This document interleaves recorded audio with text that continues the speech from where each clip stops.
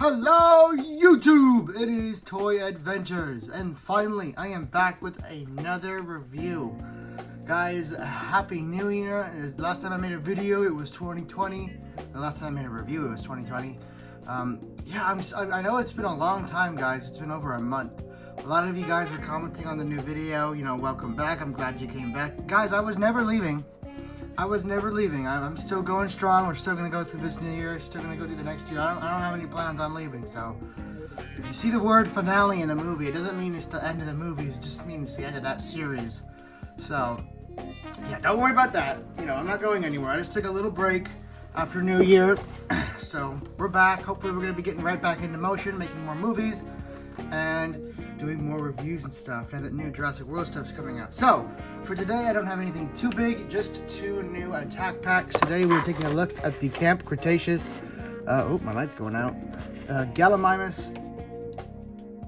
Alright, so here we have the Gallimimus and the Troodon from the Jurassic World Camp Cretaceous toy line. As for the box, my light. It's pretty standard going on here. We have the usual Camp Cretaceous box art with the, I can't even remember. I know this is Kenji. This is Kenji and this is Darius. I don't know who this girl is. I can't remember her name. And I just got through watching season 2 and I still can't remember her name. I know there's Kenji, there's Ben, who's probably my favorite. You got Darius, who's probably my second favorite because he's actually competent. And then Kenji. Did I already say Kenji? There's the, and then there's the girls. I don't know any of the, I know Sammy. Brooklyn, that's her name, because she's like the parody of the YouTuber. Okay, so this is Brooklyn, Kenji, and Darius. So those are the 3 in the main box. Taking a look in this line. Yeah, this light might be an issue. I don't know. It's really buggy. I can't even put my press on the table and it goes out. So on the back we have the full line, the re-released Bumpy. I'm kind of getting sick of them re-releasing this little Bumpy. I really wish what they would do instead is release an adult Bumpy. Maybe even make a bigger Stegosaurus toy, because in season 2, I'm sure a lot of you guys have seen season 2 of Camp Cretaceous. Bumpy's no longer a baby. At least for the second for most of the series, she's an adult by then.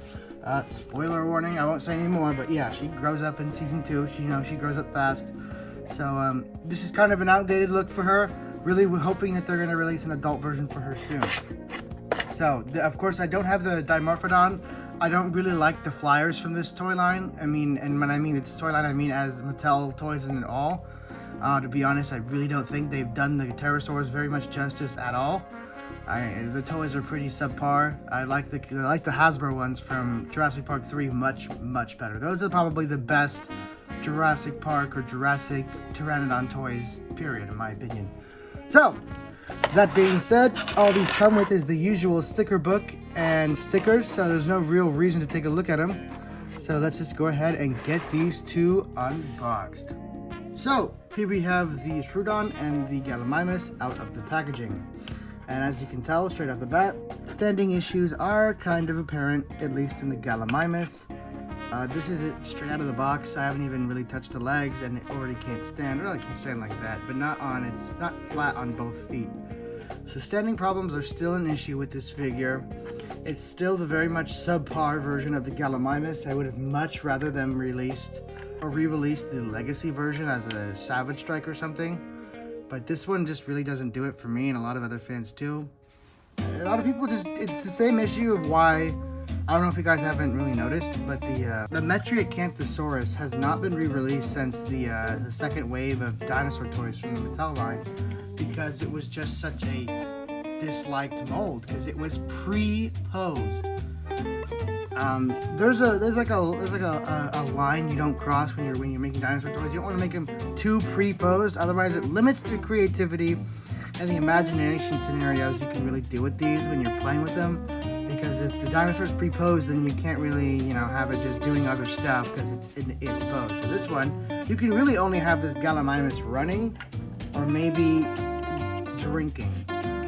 This is not like, it doesn't just stand like this while it's just eating grass. This is a very intense, action-focused pose. So I really feel like it kind of limits what this Gallimimus can do, whereas the Legacy version was a standard to pose dinosaur, and you could pose it, you know, with its head down or whatever and make it look like it's running, or if it's just sitting with its herd. So, not a big fan. I know everyone's saying this is the, this is supposed to be reminiscent of the Screaming Galley from the Kenner line. Well, let's take a look at that. So, taking a look at the real thing here. Does mine still work, by the way? Let's just see. Oh, yeah, it does. So, taking a look at them, you can see that there is some inspiration. This one is definitely more orange, while this one's more of a tan color. But the blue with the red stripes on the top is dead on, for the most part. It's just the base color that doesn't match, but you can definitely tell this is where the inspiration came from. See a good comparison shot between the two of them.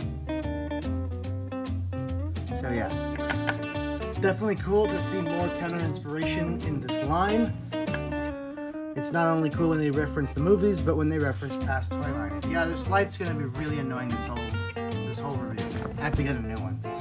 So, that's enough for the Gallimimus. I've already reviewed this figure before, I'm pretty sure, it was an old review. But in case I didn't, and since it's so old, I'll go over it one more time. I wanted to get under the Troodon, but I'll just cover the short little articulation. You have a hinge right here in the neck that goes up about that far. It can go down about that far. The arms are pre-posed, and only go about like that. You know, I really wish they would pose the T-Rex arms like this, because this is how they should be posed, not like outstretched. I really wish they would just curl them up like that. And the legs can go about 360, and here is the foot tag in case anyone wanted it. On to this, finally, the Troodon. This is the figure that everyone actually wants to know about. So here we go. This is the one you probably came for. Now, everyone knows that this is based on Telltale's Jurassic Park, the game's depiction of Troodon. And while not completely faithful to that look, there are some striking differences. Like, for one, the eyes aren't giant white pupilless eyes. They do have pupils, and they are yellow now. The whole face looks kind of strange to me. I don't know. It's like this pink bubblegum color at the bottom really doesn't come off as well as I think they thought it would. It just looks a little strange, especially with the bottom jaw here. But it's definitely not the worst paint job I've seen. I'm actually going to say I like this paint job. I'm just not so sure about this color they chose for the bottom of the body. Yeah, I thought fixing the light would help, but it did not. I just have to get a new one. So, yeah, other than that, you have this nice gray going down the body. And one thing I have to point out, Mattel killed it with this sculpt. Not so much the paint, but the sculpt. I mean, just look at all the scaling detail throughout the entire toy. This genuinely feels like a real little reptile in your hand. It's just so believable. Now, the tail is where they drop the ball.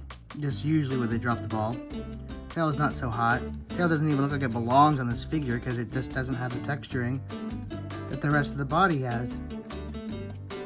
See, everything up here is all bumpy and scaly, and it feels like real skin, and then this is just generic dinosaur tail. So, really wish they would have continued this nice patterning on the rest of the tail, but the fact that it's here on the body is, I guess, gotta be good enough, right? I don't know about this frill. I don't think this is supposed to be spines. I think they're supposed to be quills. Then again, I still don't remember seeing these. I might have to refresh my memory. But they're neat. They're neat for a dinosaur toy. And yeah, I don't know how scientifically accurate this is. I do like the pronated hands. That is quite accurate. They are facing inward. See how they're facing together and not like this, how you usually see them in movies? This is a broken wrist dinosaur. This dinosaur has broken wrist. This is how the T-Rex should hold its hands. So the raptor should hold their hands. That's how raptors hold their hands. So I like that. That's very nice to see. You have the claws on the toes. I don't know if Troodon had that or not. Again, I'm not too, particularly keen on Troodon. It's not one I've really studied like the rest. But I'm definitely happy to see it represented in this line. And again, the fact that this came from Jurassic Park, the game, means that they are reaching from, you know, lesser known resources, which I really like. I love seeing references in these toys to previous media. It shows that the people who are making these have an understanding and a love for not only the newest series, which is Jurassic World and Camp Cretaceous, but a little bit more into the history. So I'm definitely happy to see that. And now let's get over the articulation. So, starting us off, the jaw is of course on a hinge, having the nice little jaw flaps hidden under the under the skull. I definitely like when they do that because this is just a nice little detail. I love seeing these. I don't know what it is about them. I just love, it's like they're so uniquely dinosaur to me. So the neck itself is on a hinge that can go up about that far, go down about that far. The arms are of course just on their usual swivel. They don't actually move in and out like most Jurassic World dinosaurs do. I think for these attack packs, the arms are just really plugged in, so they only have the 360 motion. But they are a nice soft rubbery material, soft plastic, so you can mend them and bend them for play scenarios. Just don't bend them too much so you don't break them off because they can't take infinite stress. Down here at the thighs, they are stiff, but they can go about, 360 degrees. So that's definitely awesome. The tail, you don't really need movement in the tail, but there it is. And there is the foot tag. I know I've really been neglecting these lately. I just don't know who's still into these. I haven't seen people check the app in months. And people kind of lost track of the app. So that's pretty much it for the figure itself. Now let's go ahead and go on to how does it scale with the rest of the figures in the line. All right, so starting us off, of course, we're going to start with a human, with Owen. Here is how it compares to a Jurassic World human. I think this is definitely too big. Most certainly too big. This is like a raptor size. It should be down to his knees at best. But I don't think they would make a toy that small. So I would actually consider this Troodon to be 1/12 scale. So it should be better with 6-inch action figures. 6-inch action figures like your Black Series or Marvel Legends or your G.I. Joe Classified would work pretty good with this Troodon. I think for 3 3/4 inch, it's a bit too big. It's more of a raptor scale. And speaking of raptors, here it compares with the raptor itself. This is a Velociraptor, and they're around the same size. A little bit smaller than the Velociraptor, but it should be much smaller than the Velociraptor. So they didn't really do too well with the size on it. It's definitely too big.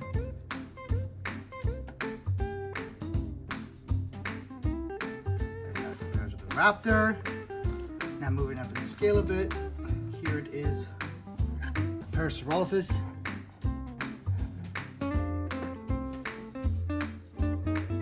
And then going up even more in scale. Here it is the T-Rex. And of course, just for fun, let's put the Galley in there. I feel like we should compare the Galleys too. The Galley technically isn't a new figure. Here it is with the human. So you guys can see.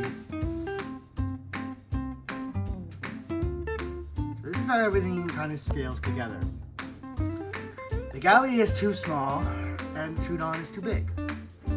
These are usual issues we are used to in this line. Dinosaurs aren't the same size they should be, but it's okay, they're just toys. And yeah, so that's pretty much it for this review itself. I was going to be doing the review on the Beast of the Mesozoic Triceratops, but the views on those just were so low that I just didn't have the real motivation. If you guys do want to see the review on the Triceratops come out, let me know in the comments and I'll make it. I definitely will if you guys want to see it, for sure, because I did promise the full review, but you know, I don't think anyone here really cares. But if you guys do want to see the Triceratops review, let me know and I will definitely make it for you guys. So until then, the next movie, I really am hoping to get out there really soon, hopefully by next week, to go film again, because I want to get back in this mood and get back making movies. I don't want to have these month breaks, 2-week breaks in between them. I really want to get back on track. So thank you guys so much for watching, and here's to 2020, a year full of awesome movies, cool reviews, and hopefully some awesome new Jurassic World dinosaur figures. And Halo. I'm looking forward to the new Halo line too. There will be Halo movies coming out this year, and there will be Godzilla movies coming out this year. Be expecting some Godzilla toy movies. I know a lot of you guys are asking, when is it coming? When is it coming? We're getting on it. We're working on it. Godzilla movies are a completely different beast to Jurassic World movies, so it's kind of hard to, when you've been doing one thing for so long, to then start trying to start a new thing that requires its own new world, new scale, new everything. It's going to be a little different. So, yeah. Godzilla movies are coming. Halo movies are coming. 2021 is going to be a fun year. So guys, thank you so much for watching. And this has been Toy Adventures, signing out. Peace. See you next time, guys.